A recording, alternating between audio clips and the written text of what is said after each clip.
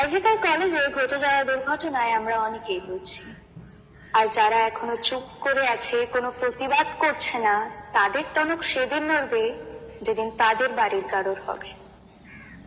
যাই হোক, Moumita Debnath second year doctor হওয়ার স্বপ্ন নিয়ে গেছিল কলেজে।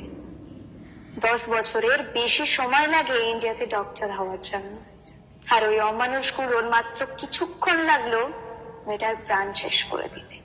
মেয়েটির শরীরে 150 গ্রাম স্পাম পাওয়া গেছে, আর একটা পুরুষের পক্ষে ম্যাক্সিমাম 15 গ্রাম স্পাম ট্রান্সফার করা পসিবল।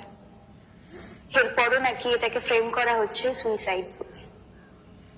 চোখ দিয়ে রক্ত, মুখ দিয়ে রক্ত, ভ্যাজাইনা দিয়ে রক্ত, গোটা বডিতে ইনজিউরি। এরপরে প্রশ্ন হচ্ছে, মেয়েটি অত রাতে একা কি করছিল? হায় রে সমাজ, কতটা নিকৃষ্ট মনের মানুষ হলে এদের তো মানুষ বলাই অন্যায়, এরা হচ্ছে নরকের কীট। তার থেকে যদি নিচু কিছু হয়ে থাকে, এরা হচ্ছে সেটা। আমার তো মনে হয় এদের নিজেদের মা বোনরাই নিজেদের বাড়িতে সেফ নেই।